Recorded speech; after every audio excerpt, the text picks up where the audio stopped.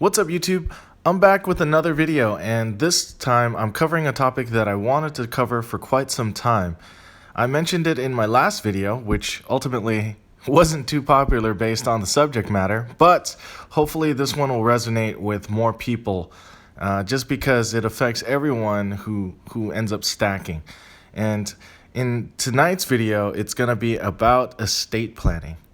Despite our differences, we're all stacking for a common goal, and most likely that's to store wealth and, if necessary, pass it on to the next generation. But there's certain things that we need to do on top of not only physical holdings, but other things that we own to kind of pass that along smoothly.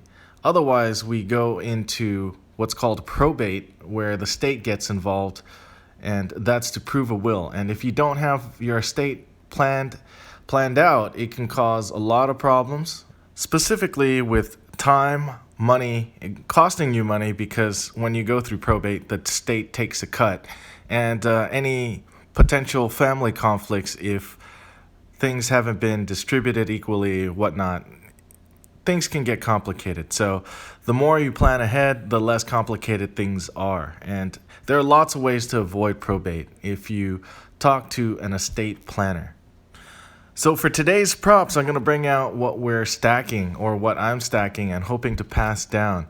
It's a different variety of bullion and government coins.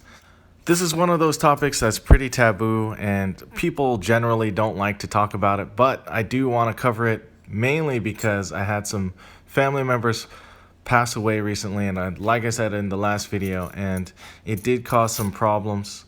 Had cases go both ways, where there was proper planning and where others where it wasn't, where it got a little messy.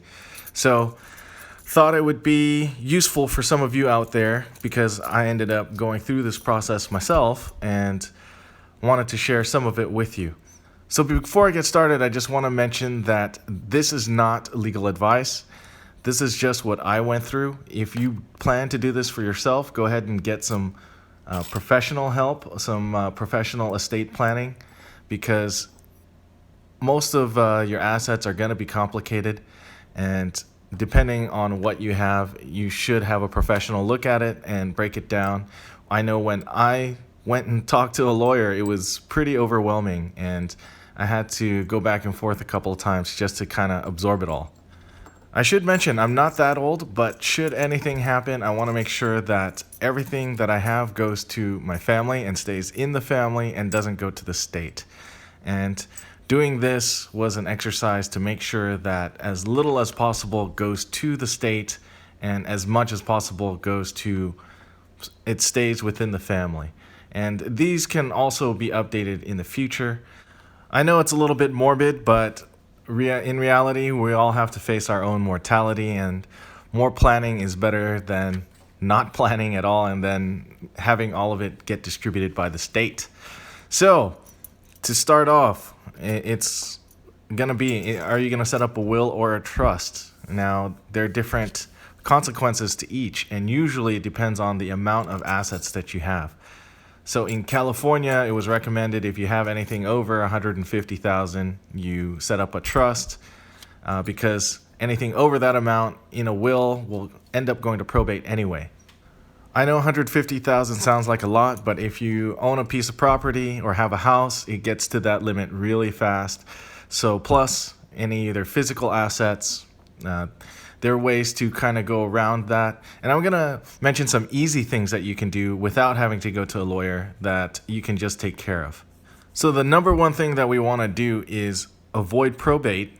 Avoid anything going to a probate estate where the state has to distribute your belongings to your family. And also minimize family confusion, because we don't want family fighting over stuff that it should be evenly distributed or whatnot. Or perhaps they get nothing. It's up to you. It's just better to let everyone know that ahead of time, just so that there's no confusion.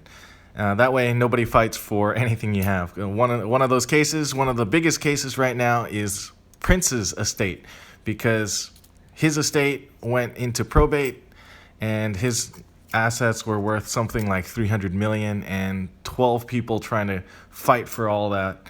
And you just want to limit it. It gets ugly. Also, in probate, it takes a long time. That case is almost a year old now, and the state will take a percentage of the sales before distribution to administer it, because they're basically getting paid for the work, the lack of planning, right? If you didn't set up a plan, then they have to basically do all the legwork for you.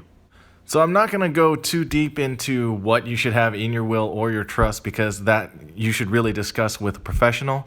But I will say, for some of the basics things that you might have, like a bank account, safety deposit box, brokerage accounts, retirement accounts, etc., all the basic stuff, just make sure that you have a beneficiary assigned to it.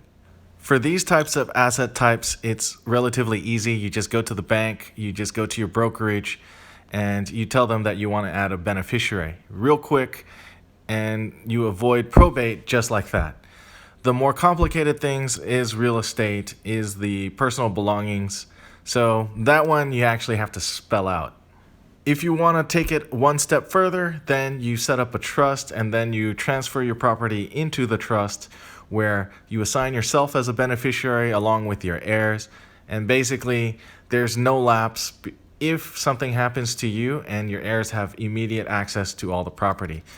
Things can get as easy or complex as you make it, but it really gets really complex if you don't set up anything at all and your family has to figure it out. Since you know what you have the most of, it's better if you organize everything and then distribute it, work it out, talk about it, and figure out what your plan is going to be. Because just in case SHTF, you always have to have a plan. This is no different. For those wondering if you're going to have to pay estate tax, unless your estate is over $5.5 million, you won't have to worry about that unless your state puts on a death tax. So it's all varies by state to state, so I can't really tell too much. This is why I'm recommending that you talk to a professional, because they'll know more about the specifics of where you live. Hopefully some of you will find this useful, and if not, don't worry, I have some incoming packages coming soon, and this will just be another part. But I did want to share my experiences because this was pretty important and life-changing. Thanks for watching.